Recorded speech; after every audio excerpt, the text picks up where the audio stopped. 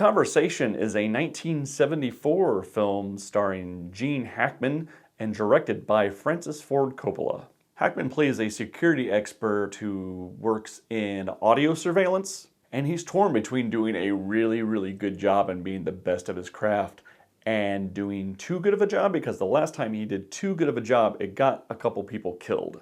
So as the film begins, he's running audio surveillance on a man and a woman who are in a courtyard while people are having lunch in between all these office buildings. And the film lets you in on the conversation before you know that they're being audio surveilled. So it has all these funny audio glitches throughout the opening maybe 5-10 minutes of the film, which in a way is hiding the truth from you as a viewer, which is an interesting way to do it. I appreciated that quite a bit. But this is not a movie that is a quick movie. It is a very slow burn. It takes its time in setting up Gene Hackman's character in being the best of his field and being very meticulous in how he puts together his audio surveillance for the people who hire him. And Gene Hackman's character is this gruff personality who hides a lot of the things that he does from people he cares about because of what happened in the past. He doesn't want to take the chance of getting them hurt. So we spend a lot of time setting this up and putting the dominoes in a row. So when the last hour or so happens and things start to go kind of nuts for him, we know why. And this is a film that morphs throughout its running time. The centerpiece conversation that he's decoding changes based on what he learns outside of the recording. The interesting thing to me became all the theories that you develop in your head as an audience member. What if all those things are right? The movie itself is playing mind games with you as it plays mind games with its main character. I really dug the film. There's a reason this is in a book that I own called 501 Must-See Movies. It deserves that.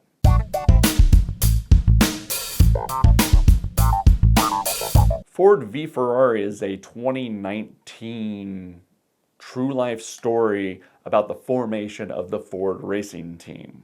It is the story about how the Ford Motor Company really wanted to beat Ferrari at Le Mans. So they hire genius car designer Carroll Shelby, he's played by Matt Damon, and his rough but brilliant driver Ken Miles, who's played by Christian Bale.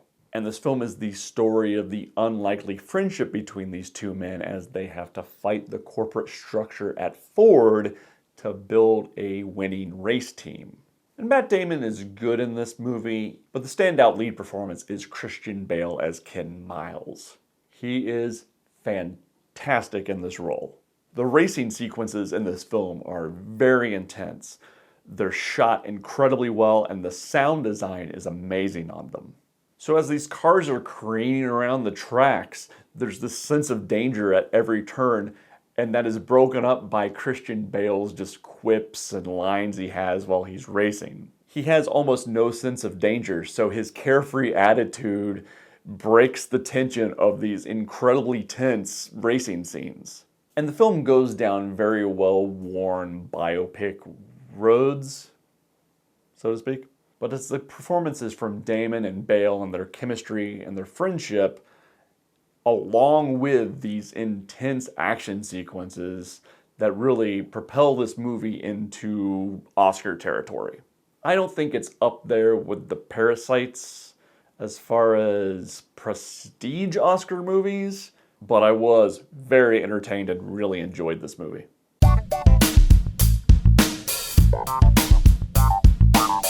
American Animals is a 2018 heist movie directed by the guy who made The Imposter. If you haven't seen that thing, it's a really good documentary about a French guy who convinced a family that he was their long-lost son. It seems unbelievable, but given desperate times, people will believe almost anything.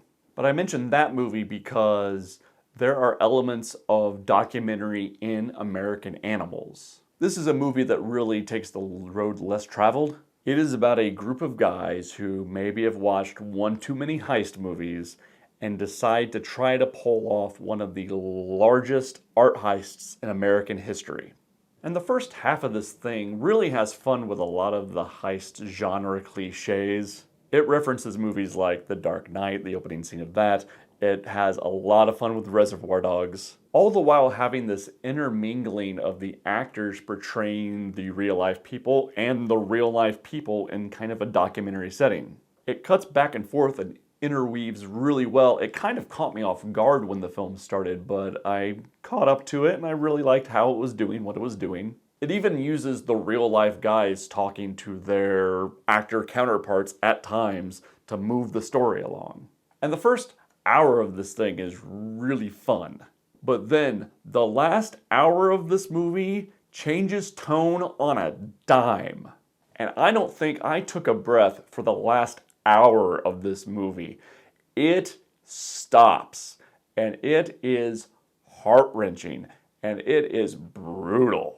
One decision changes everything for the characters, and it is frantic and emotionally distraught for the last hour of this film. This movie changes tones, and it earns it. There's not a lot of movies out there that can be this lighthearted and change like that to deadly serious, and this movie pulls it off. This is another movie with Evan Peters in it. I don't know why my filmography right now is very Evan Peters heavy, but he's really good in this role. All of the lead performances are really good. And this is a film that feels very put together and orchestrated by director Bart Layton. This is his feature film debut. He made that documentary beforehand, but this is the first narrative film he's made, and it is a blistering debut. This is a movie that rewards you for seeing a lot of heist movies and rewards you with just a last hour that is a scorcher. Easily one of my favorite movies since I started doing this project. Easily.